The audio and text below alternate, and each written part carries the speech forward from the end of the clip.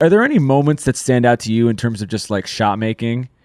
Look, I mean, I know there's a ton, but like specific moments of like, what the fuck? I don't understand how this guy does what he does. So the first time we saw the peak of it, like when I was in Denver and we played him in a series, and he shot a shot in front of the bench, and the team, the whole right in front of our bench, the whole team's going crazy, like close to him, and he lets the ball go and turns around and tells them to shut up. Ball's like midair, it's like not even close to the rim, and the whole team went like, this is the opposing team was like, yo, I've never seen that before during the game in like that moment. But I'm such a competitor. I'm on the court. Like, I'm like, whatever. Like, I don't care. Like, that doesn't impress me. Like, that's just my competitive nature. But in practice one day, uh, it's funny because in practice, we got call us the bums, the scrubs. So the second unit, we will always beat them. Right. So the majority of the time we got the best of them. It was like whether, Clay was just like, he was in and out of his zone. He was like, all right, I'll score a bunch now, or, I'm chilling right now. Or Draymond, Draymond had it was a common thing with Draymond having used the restroom, the long version of a restroom. So he might come halfway through the scrimmage. We used to joke about that a lot. And them guys playing so many minutes, they were just trying to get a good 2-minute runs, 3-minute runs. But we win it most of the time. But this one day in practice, man, Steph went crazy. Like, he wasn't missing, and it was like now we blaming the sub refs, or what we call them, the alternate refs that come in to help us out. Now we cursing them out because he can't miss, and then if he missed, to call foul. And I mean, one time I got mad and like I forgot he was on my team and pushed him. He still made the shot. I mean, we played about 7 minutes, man. He had to have like 25 points, man. It was crazy. And at one point, Sean Livingston just stopped and was like, "Yo, like I don't know if I ever seen anything like this." Salim Stoudemire on Sean Livingston's visit was similar. And Sean Livingston remembered that. Like, Salim Stoudemire did this kind of, but not like this. Like, this was next level. And I had to stop and was like, yo, that's different. Because when you're in a game playing with somebody that good, like, you're not really seeing how good they are because you locked in to do what you Yeah. got to do. So you missing out on like greatness by playing with greatness. That's the funny thing. Because when I watched Steph this past season, I caught myself being a fan a few times. And then I got a close friend, Evan Turner was like my man. And when we played them in the Western Conference finals, Evan was like, bro, I almost clapped when he made a shot. Like, I forgot I was playing against him. He was like, man, I had never seen nothing like that. He was, because they were up 18, I think either 3 or all 4 games. We swept them, but they were up 18 every single game. Like, nobody's gonna mention that. They were up 18 every game.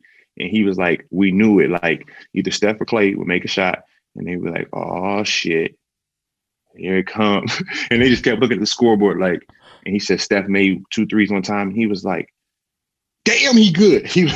But he was like, man, I had to catch myself, like, oh shit, I'm on the other team.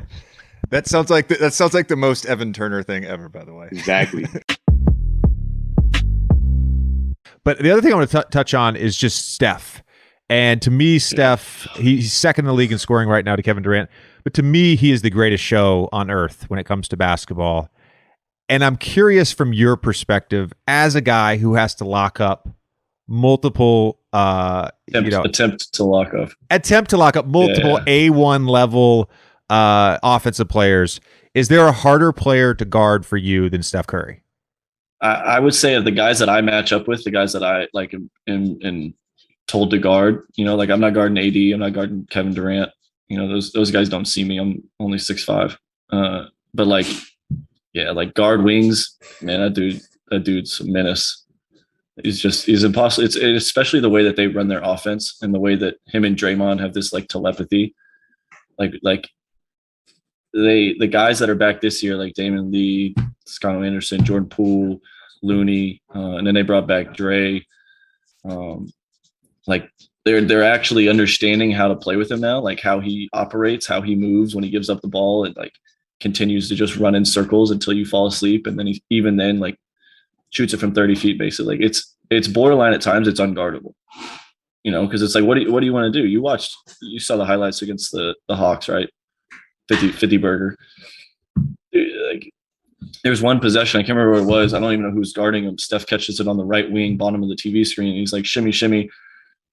And the guy that's guarding him is shimmying in unison with him, like perfect defense, and then Steph just takes one dribble, sidestep, throws it up, and goes in. I'm like, I mean, like inbound the ball, we go into the next play. Like you can't do anything about it. I mean, what's the thought around the league with like how they're playing right now, knowing that Clay is, waiting in the wings, and a shooter of that caliber is going to be added into this? Yeah, no, that's dangerous. Especially, I mean, if I'm in the West, I'm nervous about that, right? If they're already 9-1, I don't know who they've played. Like, I don't know if they've played any of the top teams in the West. But I mean, the fact that they're 9, like they're kind of on the same, path as us, where they're kind of just finding ways to win right now. Like, I don't even think they're at full strength. But Jordan Poole's been playing amazing. Steph is Steph. Draymond's been playing more like himself of the championship title runs, I think.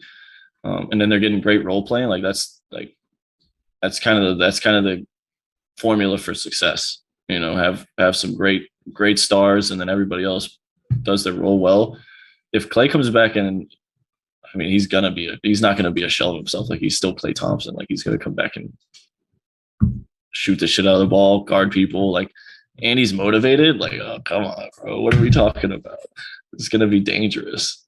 I feel like Clay has the size and the skill set that he's going to bounce back from these injuries. I've heard he looks great. He hasn't played a basketball game in 2.5 years. It was crazy when I saw that stat the other night. 2.5 years. Yeah, that's crazy. I actually said this today, but I'll repeat it because it's true. But the last time that Clay played an NBA game, anti-vaxxing was a fringe movement. Think about that. A lot has changed in the world since the last time I played basketball. Now roughly half the country are anti-vaxxers. Like, think about that. It's crazy. Yeah, I mean, I could honestly see him coming back first game and just going crazy, like making like it would 7, not surprise 8, 9 me. threes. Like, it would not surprise me. I have one more question before we wrap up. Completely different topic. I wanted to ask this when we were talking defense. So, two guys specifically that have called you out as the best defensive player in the league. One on this show was Dame. The other one was Steph. I think he did it recently, but I'm sure he said it before. We talked about with Dame. We talked about the hot hand and what happens when he just starts going crazy and nothing, and no one. And Steph does it all. Steph did it last night. He does it all the time. When you're guarding these guys and you see them start doing this, like, as the best defensive player in the league, what do you do, if anything, to try to throw them off of that? Or is there nothing you can do? Everything. I literally try to do everything. I try to all the tricks. If I try to chase them over so that they're not shooting threes, because if they're knocking down threes, it's a. They get into the paint. I'm like, as they're dribbling, I'm grabbing their arm, I'm pushing them, trying to give them off balance. I want them to start to complain and start yelling at the refs. Sometime on contest. So when you're a good defender, you get away with a lot more. You get away with a lot more. And sometimes like you can, like, on the jump shot and, you have a follow through, you hit them in the hand or the arm and they don't call it. Again, there's like little things that you can do to try to frustrate them. But them two that you just talked about, I think are the toughest to do that. Steph. He's on a different planet right now. He's an alien. I don't understand. I don't understand. I fouled him on a half court shot when we played him 3 weeks ago, and he still. I'm pretty sure he didn't even look at the rim, and he still almost made it. It hit the back of the rim, and they didn't call the foul. I'm like, what is wrong with you? Like, what do you take? Can I get some of it, please? Because you're insane, dude. I've said this before. He's tapped into some transcendent like level of consciousness or something. There was an article recently. The CIA declassified these documents on this program they were trying to do. It's called astral projection, where you have an intentional out of body experience. And I literally, as I'm reading the article, I'm like, this is Steph on a basketball court, bro. Like, my God. He's the things he even tries. The things he even tries. Yeah, I'm like, bro. But wouldn't here's even the thing too. Consider it. Oh no, but basketball wise, I'm like, he's putting this in the little kids' heads. Like, this is okay to try. No, it's not okay to try. Only he can do this. Only he does this. Nobody else. You're right. Him and Dame though. When Dame gets in that mode where he's just averaging 40 points and it's just making it look easy, they're shooting it from 38 feet. And it's not even like, I mean, it's like it's like sidesteps. It's like sides, like they're shoot like step backs, hand in the face, getting fouled from 38 feet. Look, I don't know. You wouldn't. I feel like you would know better than I would I don't have that when range. it comes to shooting and scoring. I don't have that range though. It's insane. Do you feel like you should have won in 2015 the Finals MVP? Because I know. Hold on a second. I want to clarify something. So everybody like honesty. Yeah, everybody sort of knocks. If you go back and look at Steph's numbers in 15, 16, 17, whatever, he's putting up like 28, 6 and 5, 27, 6 and 4, whatever. 15, I think he was a little bit below that, but still great numbers. And then there's the meme on social media that's like Iguodala held LeBron to 39, 9 and 8 and won Finals MVP. He did shoot 39% for the series. I know that, but all right. So answer away. I just want to provide some context. So it's funny. You always cross paths with someone like randomly, and then like you're like, wow, I'm glad we crossed paths. So Trevor Ariza, I'm so glad we became teammates, right? And Trevor, I always look at Trevor as like part of the family. I was roommates with one of his best friends in college, Hassan Adams. They went to high school together, class 02. So Trevor's class 03. So I've always known about Trevor, spent a little bit of time with Trevor in the past, but not really. Other than that, we were always on opposite ends and we were always competing. And Trevor, when he got to Miami, he was like, bro, I hated you. I'm like, for what? I thought we were family. He was like, man, you were just nice. And I was like, okay, you nice too. He was like, no, bro, I just hated the way you were that good. Like you was just doing something good. I hit a game winner on them versus the Lakers. That was one of my first like big game winners in Staples against Kobe. But we just always had really good battles. And then him being in Houston, obviously, but we got really close and we were very similar in how we move. And I was glad we became teammates. So to go back to your question about the finals, we were lifting weights one day, talking about different guys, superstars, and we're talking about Steph. And I was like, Steph should have one of the MVPs. Like one of the three of them, he should have a finals MVP. And I was like, I'm not really even that good. Like I lucked up and got one. And he was like, what? I was like, I'm all right. Like, I'm all right. I'm just okay. Like I'm realistic with who I am as a player. Like I'm probably a little bit better than people think, but some guys aren't as good as they think. And at the end of the day, like, okay, I'm not one of the greats, but I'm just very smart. Like I figure it out when I'm playing and I got some athleticism, but like, I'm who I am. I'm cool with that. Like I'm very comfortable in my skin. And I'm like, Steph got it. Like, I would rather Steph have a finals MVP. And Trevor's like, man, hell no. Like, are you crazy? He was like, bro, you deserve that. If it wasn't for you, y'all wouldn't have won. And then he just went on this spiel. It was like a Shannon Sharp spiel. Like, this is why you deserved it. And don't ever tell anybody what you just told me. Like, you got it. And you taking that's forever. And I was like, okay, you're right. Like, that's mine.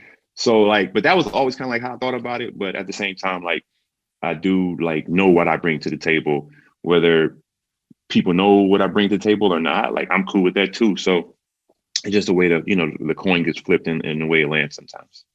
To clarify, Dre, like I mean, I think it's well deserved. I wasn't saying you don't deserve. No, I didn't take it that way. All right. I just want to be sure. I just wanted to get your perspective from having played with him and now being on the other side of that run and him still not having a Finals MVP. That's all. Yeah. Well, I will say KD's kind of like Shaq. When it was like a point in time where it was like, who's the best player in the league? Shaq don't count, right? So I do think Steph should have got one.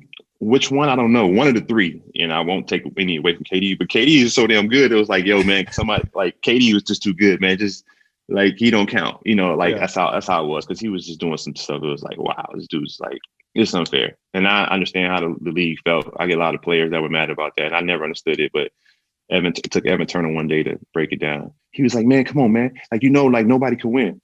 Like I knew nobody could win. That just wasn't fair. And I was like, oh shit, you got a point.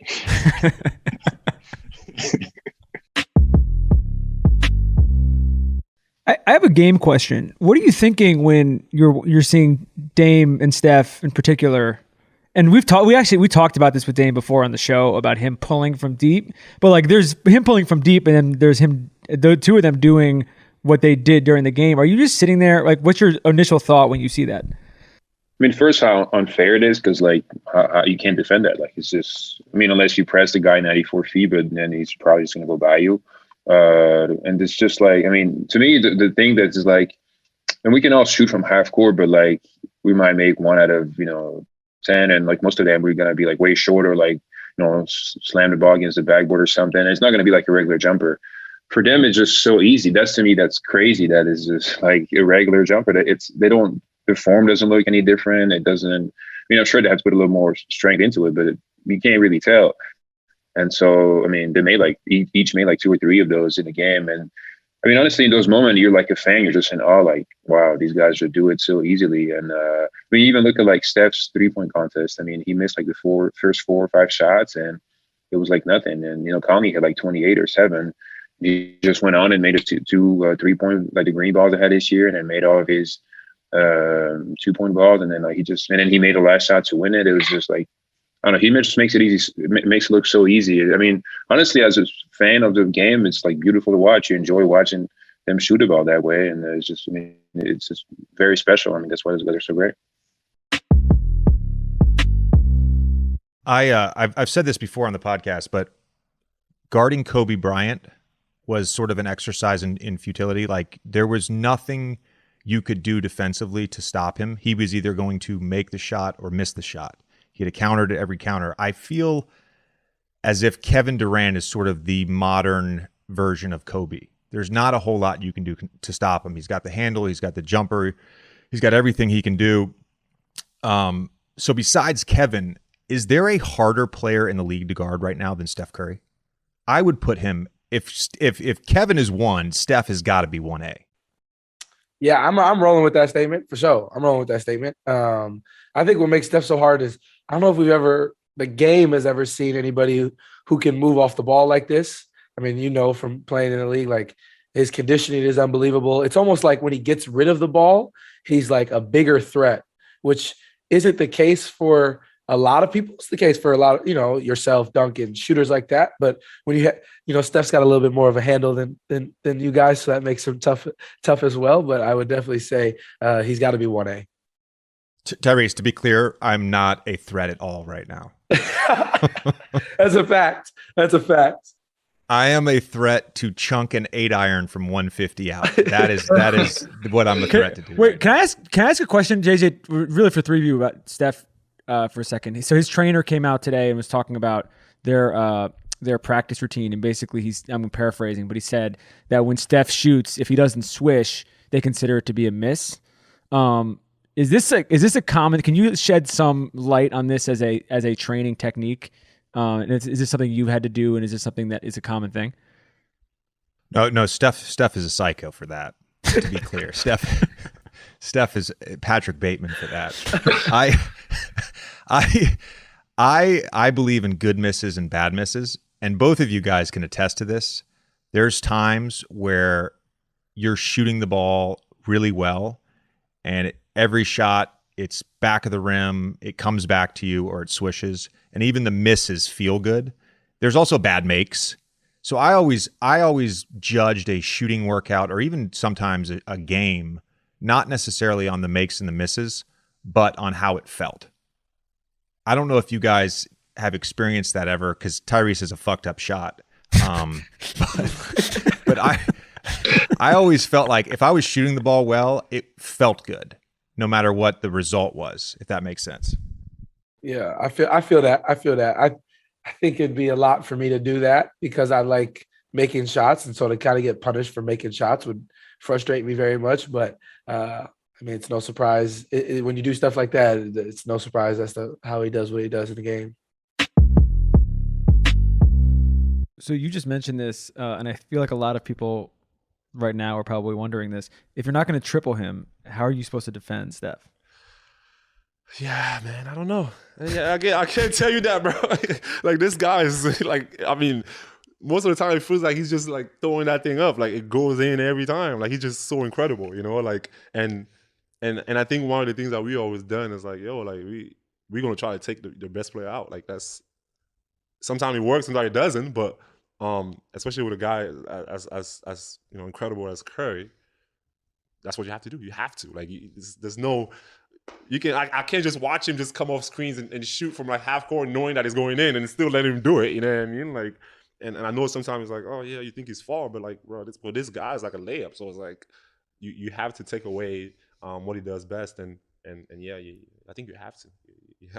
To answer your question, you have to, bro. Like you have to basically try to make someone else yes, go for 30. Yeah, for me, it's like I think I'd rather watch, I don't know, like the third best player or the fourth best player on that team score than like seeing the best player just get whatever they want. And I don't remember Draymond and him doing this last year, but the thing I've seen a bunch this year is when you blitz him with the big, he'll just get off the ball super early to Draymond, and then Draymond will come right back for a DHO. Because if you I'm sure guarded guys and you've been in a trap, but if you're the guy guarding the ball in a trap, as soon as he gives up that ball, your natural instinct is to turn because now it's a 4-on-3.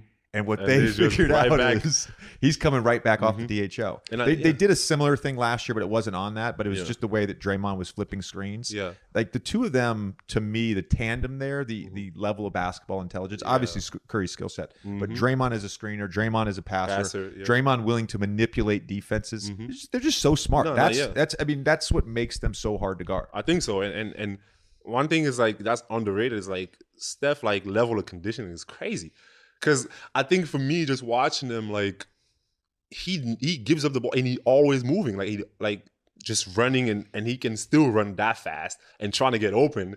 And once he catches it, like he can still make it like it was a layup. You know, like I think for me that's like because again, if it was just somebody that when he gives the ball up and you can kind of like be there and he's gonna like just stay there a little bit and kind of like give up. He keeps moving the whole possession from here to here. And still have the level like focus to like make the shot every time, and obviously like those guys finding them is incredible. But yeah, like I think Steph just his I don't know. I think his conditioning I think is underrated because the way he runs everywhere to get open every night is crazy. I don't know if it matters to Steph or not, but do you think like the lack of, and you won one of them, and we're going to talk about that in a second, but the lack of NBA Finals MVP, like, do you think that bothers him? That's a good question. I don't think so. Like, I don't know too many things that bothers him. You know what I mean? Like, he doesn't like, I shouldn't say carry himself. On the court, he carries himself like a superstar.